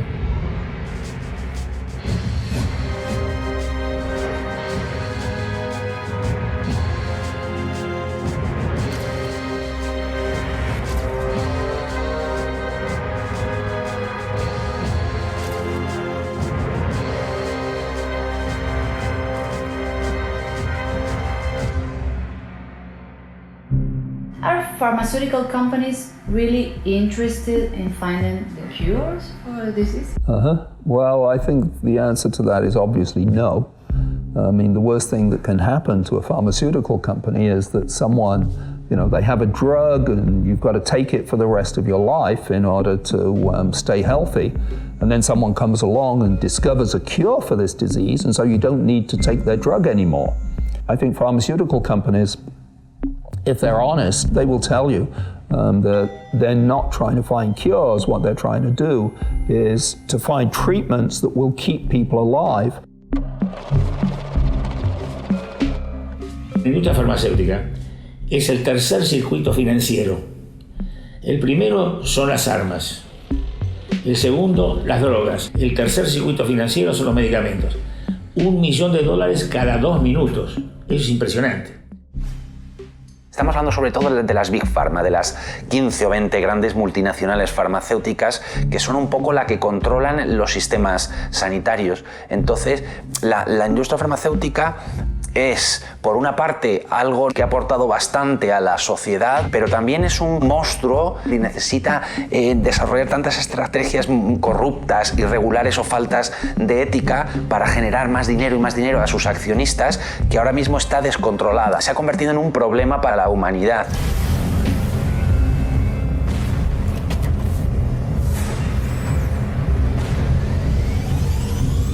Podemos ver los números, sigue el dinero y sabes lo que hay.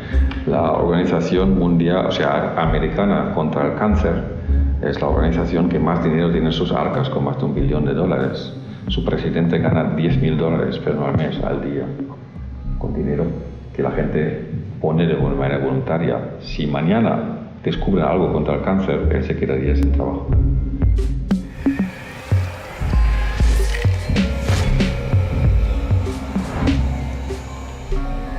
Yo veo totalmente normal y correcto que una industria gane dinero, para eso es una industria, ¿no? Pero la cuestión es que ganar dinero no puede ir en contra de la misma salud, que es la función de esta industria. La salud no es una mercancía. Las personas enfermas no son un valor de mercado que tú puedas jugar con la oferta y la demanda.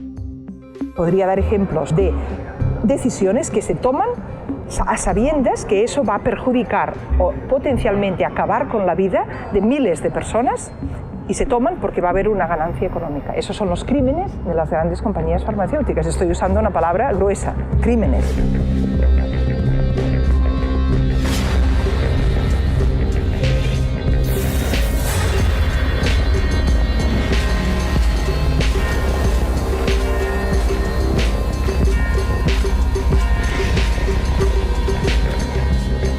¿Quién tiene aquí la responsabilidad? La tiene el laboratorio, que omite, y la tiene la autoridad de control y supervisión, que no está realizando su labor de farmacovigilancia.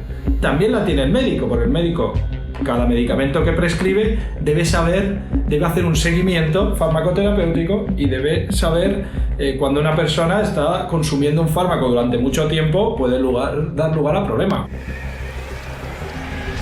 El lobby farmacéutico es uno de los más poderosos del mundo, dedica muchísimos recursos a las relaciones institucionales. Consiguen parar leyes, consiguen alejar en el tiempo la regulación necesaria en muchos ámbitos y ha llegado incluso a convertirse en una especie de mafia. Desarrolla estrategias de sobornos a médicos, a políticos, irregularidades en los sistemas fiscales, ocultan los daños que pueden provocar sus medicamentos para que no se interrumpan las ventas, para que no sea sacado del mercado ese medicamento que está causando daños y genera una pérdida. es la industria de la enfermedad. Se enferma la gente y después, cuando ya estás viejo, roto de una vida sin ritmo vital, machacado por fármacos que te han estabilizado todo tu crónico y ya estás hecho polvo final, ¿tú qué haces? Coges el poco dinero que has podido ahorrarte, ¿dónde lo gastas? En los señoritos médicos, ¿no? Porque cuando tú tienes pasta, la seguridad social es una mierda, entonces ¿tú qué haces? Vas a pagarte si tienes, ¿no? Entonces todo el dinero que te has ahorrado te lo hacen devolver antes de morirte. Te vas vacío y jodido y los dejas todo aquí. El Estado recibe la información de la industria farmacéutica que produce la propia industria farmacéutica conforme a su autoproducción y conforme a la literatura científica del momento actual. Pero la autoproducción de ese fármaco la tienen ellos. Ellos producen conforme a sus ensayos clínicos. Y nadie, ni el Estado, ni las autoridades de control, puede acceder a esa información porque es confidencial. El Estado se fía porque ellos tienen el deber de que esa información sea veraz. Pero tenemos miles de casos en medicamentos donde sabemos que los ensayos clínicos no se han diseñado adecuadamente. Es clave en la investigación que haya un sistema que regule la información, la confidencialidad de la información en salud, que es la información del ensayo clínico. Es clave. Cuando tú creas, produces, fabricas inventas un nuevo medicamento, a ti el Estado te va a garantizar que tú durante un periodo de 20 años vas a poder vender ese medicamento en régimen de monopolio. No puede haber genéricos de ese medicamento 20 años. Y ese medicamento no puede ser utilizado por las personas enfermas porque la compañía privada le pone un precio que es abusivo. Tú, como empresa, vas a estar presionando para que vaya a salir un medicamento al mercado y luego tengas un rédito económico, porque además tienes accionistas que te están pidiendo que, bueno, pues les des un beneficio, etc. Se ha mezclado eso.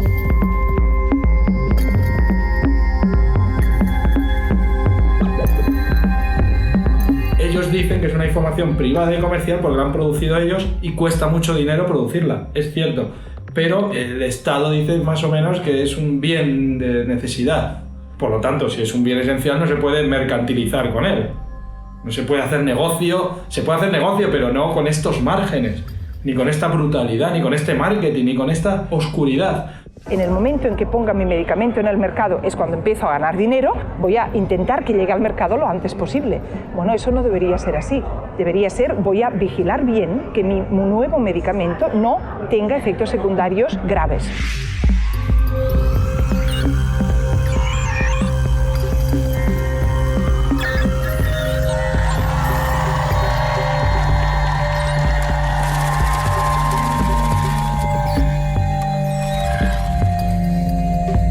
El visitador médico, que es el empleado de la farmacéutica, es clave en el sistema de salud en ese sentido. Es el que te va a enseñar cómo es el nombre comercial de los remedios, cómo recetarlos, es el que te va a traer el estudio hecho por ellos que avala el tratamiento que ellos te dicen. Es sutil, no te das cuenta. Influyen de manera muy decidida y a veces de manera ilegal, dando dinero, dando regalos. Si yo receto tanta cantidad de medicamentos, me regalan un posgrado en Europa. Y ese posgrado, aparte de pagarlo los laboratorios, los pagan las grandes industrias de la alimentación. ¿O la industria de la alimentación y los laboratorios son la misma cosa?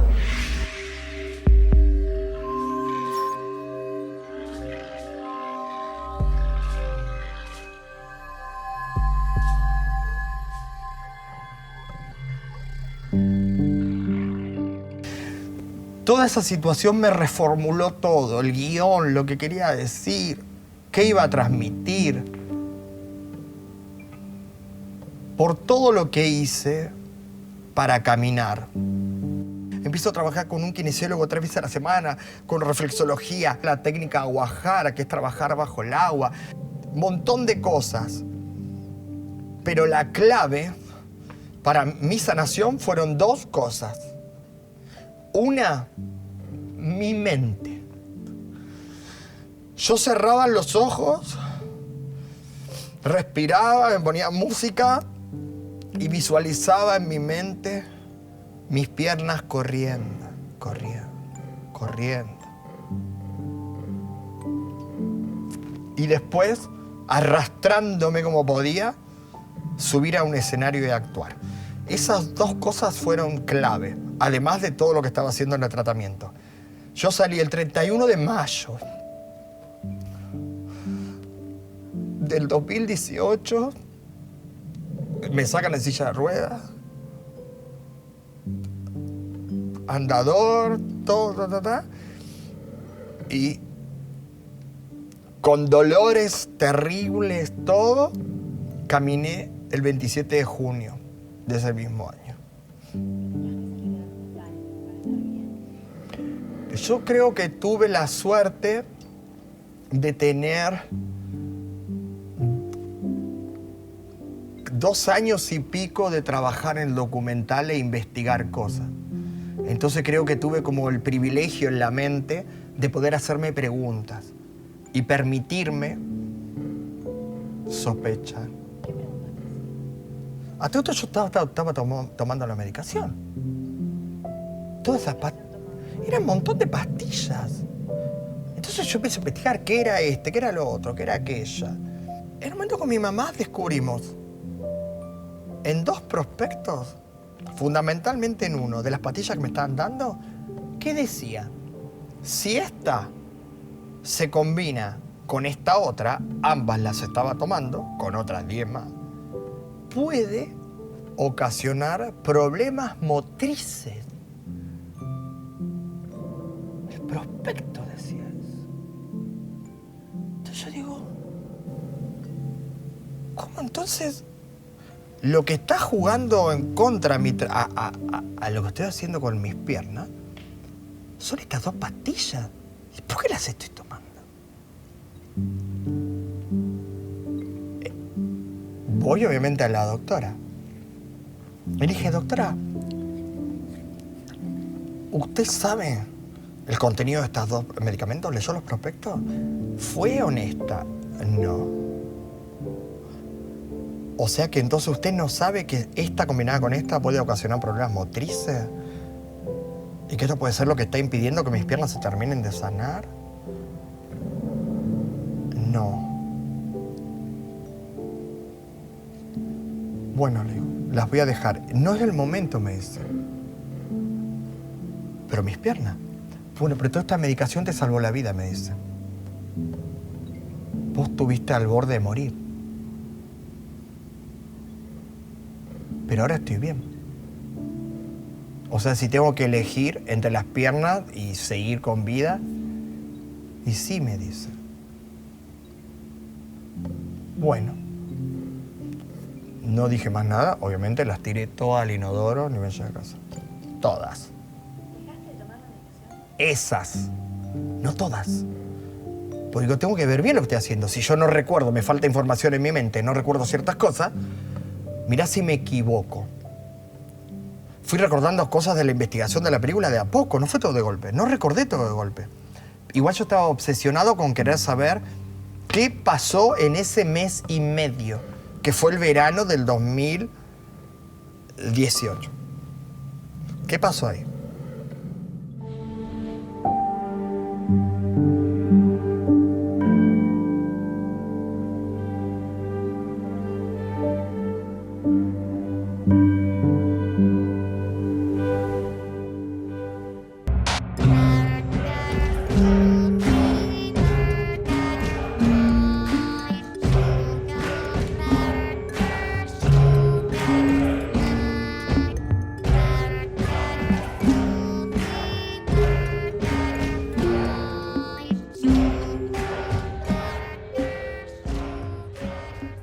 La industria agroalimentaria, la gran industria agroalimentaria, la potente industria agroalimentaria que funciona a nivel internacional, que condiciona la salud de muchísima gente, está directamente vinculado a la industria farmacéutica.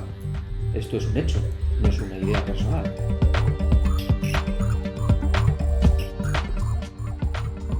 Ahora la lucha es mucho más fuerte con los carteles agroeconómicos que han controlado nuestra bolsa de comida, vendiéndonos enfermedad para pasárselo a su otro departamento de la farmacología y al hospital, bueno, somos ya robots, parece, ¿no? Todo lo que sucede alrededor de nuestro sistema alimentario sucede en la clandestinidad para lo que es la persona común. Si empezás a mirar todo eso que hay detrás y empiezan a aparecer problemas, como que las personas no están tan de acuerdo en que los animales sean tratados así, en que haya tal cantidad de venenos involucrados en la producción de alimentos. Porque muchos que comen alimentos que intoxican el sistema, que le dan, producen mucha acidez, están irritados, están nerviosos, viven con temor.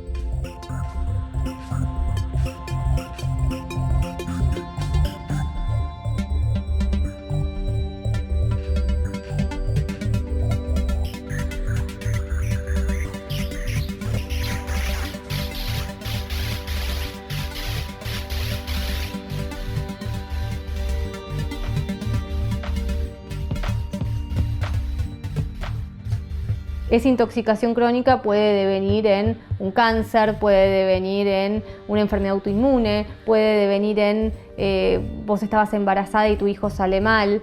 Es la exposición a un producto en dosis bajas, así como letales, como por goteo. Estamos realmente jugando con fuego, poniendo en riesgo no solamente nuestra supervivencia como especie, sino que no tenemos ni la menor idea y no tenemos control tampoco hacia dónde vamos. Y un experto, ¿quién termina siendo? El que te imprime eso en el paquete de galletitas, el que te dice, esto tiene la cantidad de fibras, la cantidad de calcio, la cantidad de vitaminas que vos necesitas. La persona sumamente confundida se olvida que eso está en la manzana, piensa que solo está en las galletitas. ¿Cómo vas a saber de otra manera? Si antes la manzana nunca te habló de la fibra, la vitamina y la cantidad de cosas que tiene.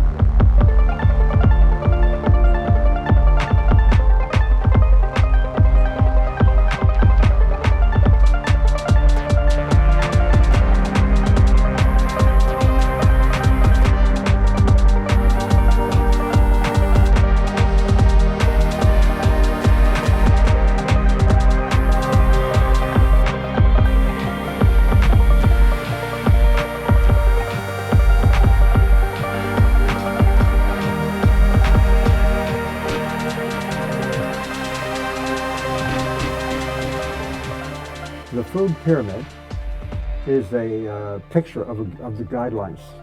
At the base, we have the foods that should be consumed the most. It goes up like this. And the foods consumed the least are at the top. I was sort of involved in that in 1990. Too many of those scientists were associated with the meat industry or the dairy industry. That's always been a problem. So that committee, ever since over the years, and has it's been prejudiced in favor of meat and dairy. It's been a big issue.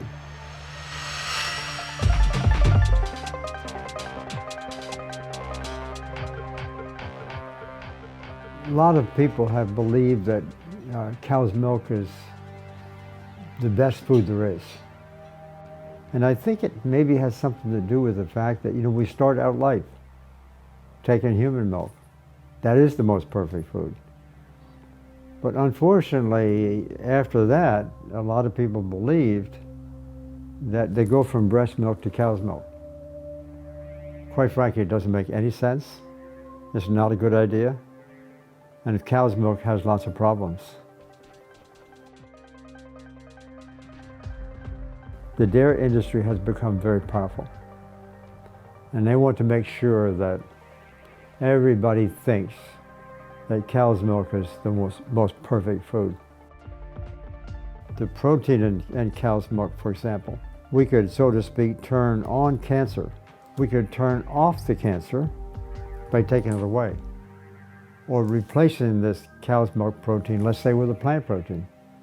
Publish those results in professional journals, and I lecture a lot about it. We still believe we ought to have our dairy. I also, that's very popular, as you know, I mean, for children especially.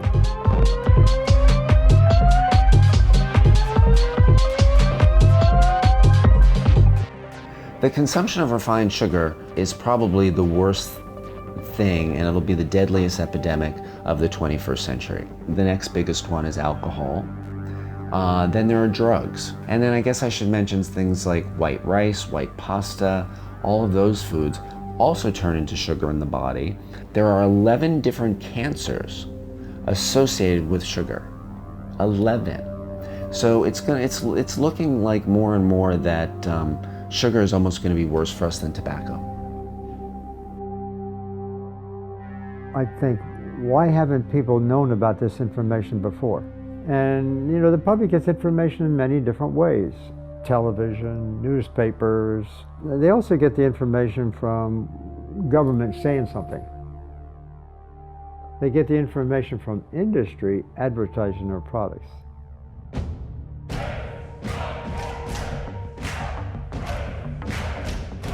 Un día, mientras estaba cocinando, así de repente, de la nada,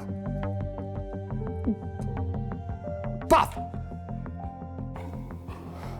Y una sensación como... No un ataque de pánico, porque no fue eso. De un miedo, como si yo abriera ya una puerta y salta un tigre hacia vos. Y me viene a la mente 3 personas delante mío. Uno me empuja, dándome en el pecho. Yo como que, ¿qué hago así? Y me da una patada acá. Acá, atrás. Y me vino como... Porque puedo estar equivocado, pero era algo así, la frase como... Cortá con la peliculita. La palabra peliculita sí no.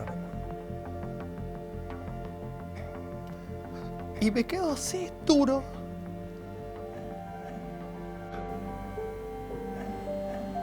Y ahí justo entra mi compañero y me dice, ¿qué te pasa? Yo estaba así parado, o sea, como mi cuerpo estaba inmovilizado. Y le digo, no sé, me vino como no sé si es un recuerdo o algo, y una sensación de miedo muy grande, digo, de 3 personas que me golpean. No solo me golpearon.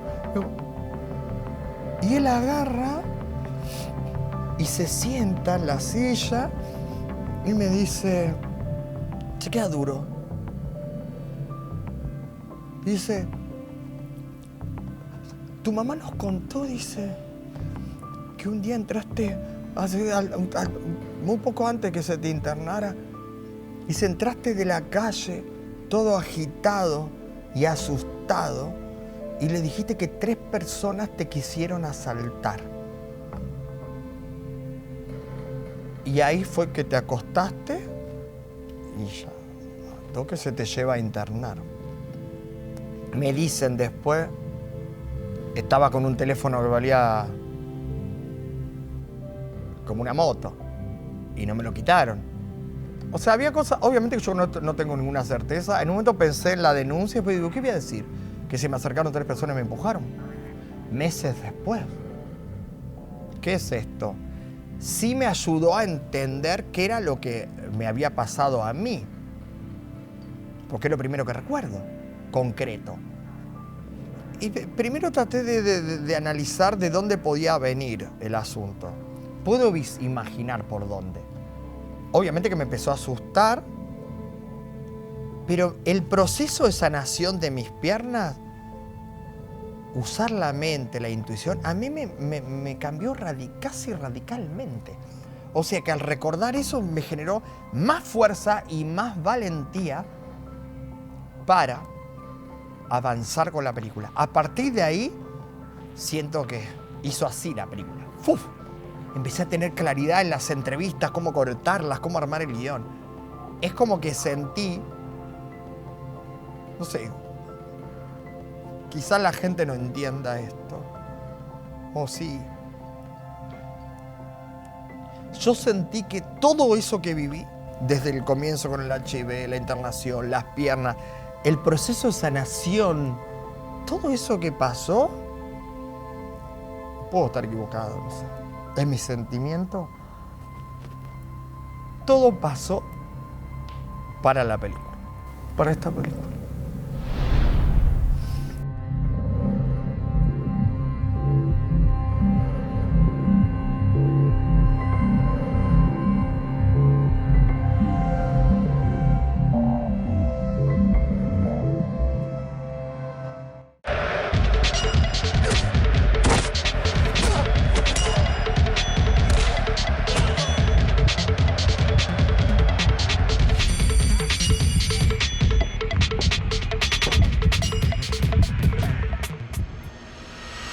Nos medican los médicos o nos medican los medios.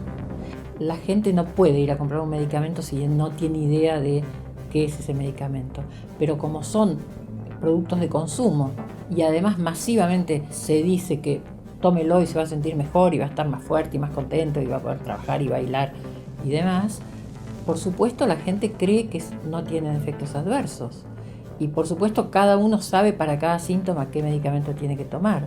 Eso no es automedicación. Los pacientes son víctimas y el rótulo de automedicación está culpando a la víctima.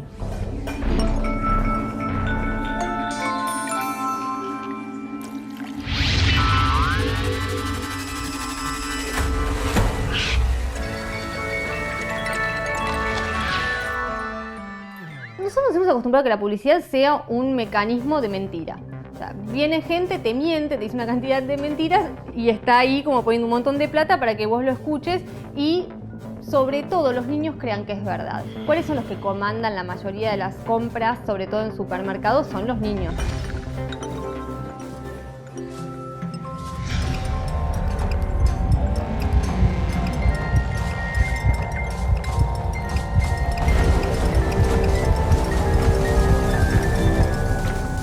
Estoy a favor es que se engañe a la población con una información o una publicidad vestida de información. A los médicos les hacen lo mismo. Dependen las virtudes de un producto y no les hablan de la cara oscura de ese producto. Es decir, la información habla de lo bueno y de lo malo, la publicidad solo de lo bueno. Es tan perversa que propone a la gente, al público, tomar drogas que son peligrosas, con un mínimo cartelito abajo que dice consulte a su médico, lo cual es una aberración. Nadie consulta a su médico para saber si puede tomar un antigripal. Entonces yo opino que lo primero que hay que hacer es suprimir, prohibir la publicidad de medicamentos para que dejen de ser un producto de consumo.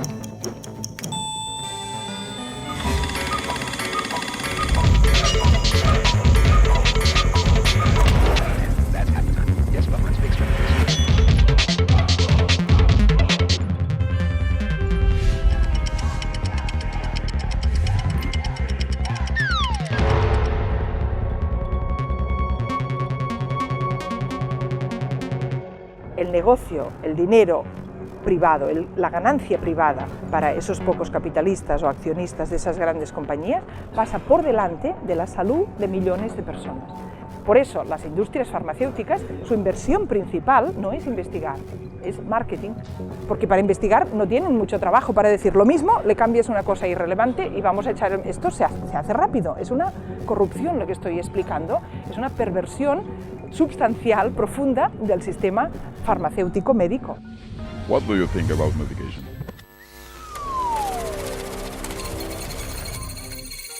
The medication is safe.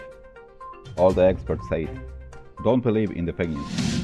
La industria médica invierte en publicidad, sería como la publicidad, el marketing. Y eso es desde la propaganda en los medios de comunicación, desde invitarte a los congresos, pagarte el pasaje, los médicos que salen en la televisión y las series de televisión y el cine. Ahí también hay marketing. Uno podría hacer el análisis del cine y de las series que salieron en los últimos años y podés empezar a anticipar a dónde estamos metidos ahora. No es casual.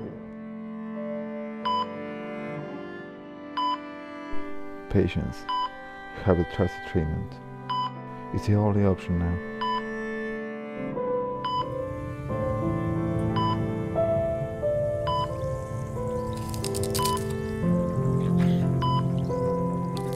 Cuesta mucho entender, creer que puede ser tan hasta diabólico el efecto del marketing sobre algo tan delicado y que requiere tanto manejo ético y moral como es la salud de la gente.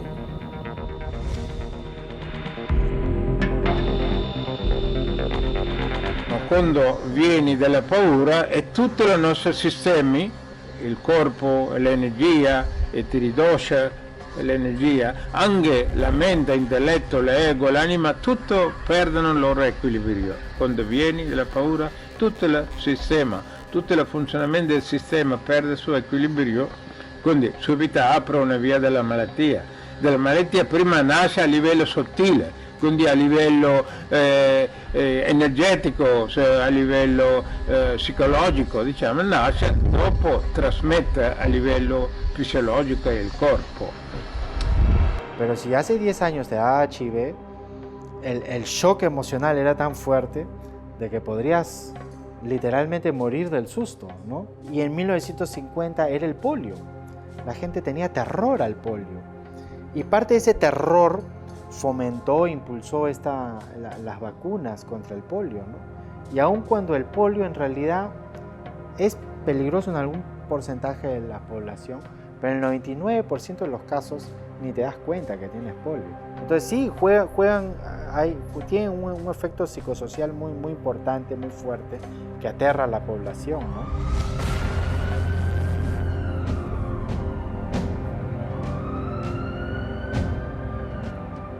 These are the kinds of things. It's easy to manipulate people's minds with good advertising. I think, you know, if you have a large amount of money that you can spend on advertising, then it's quite easy to get people scared. Terrorism is a wonderful example of this. As soon as a terrorist organization comes along and bombs a couple of trade towers, as they did in New York, all of a sudden everybody is scared of terrorism. Even though when you look at the odds of it from a statistical standpoint, not very often that something like this happens, and yet everybody is scared of it, and we spend unbelievable amounts of money protecting against it.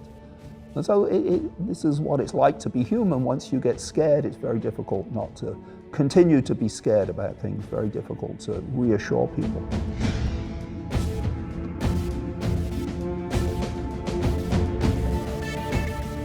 Y fue un poco lo que hizo Hitler también. Identificó, focalizó un enemigo, y entonces la solución para calmar el miedo a que Alemania dejara de ser una nación independiente es atacar al supuesto enemigo al que todos deberíamos temer. Antes hablábamos del marketing del miedo. Esto es parecido, esto es el marketing de la enfermedad. Es desarrollar estrategias de comunicación en los para llegar a los medios de comunicación sobre determinadas enfermedades que puedan ser interesantes, dar a conocer a la población para que se diagnostiquen más, porque tenemos, laboratorio, tenemos el medicamento ideal para tratar esa enfermedad. La estrategia que tienen los grandes grupos farmacéuticos para lograr que muchas personas crean en su versión es básicamente aterrorizar. O sea, si yo logro aterrorizarte, entonces yo logro que tú compres mi producto. O sea, yo primero te asusto. Mirá, apareció un virus terrible.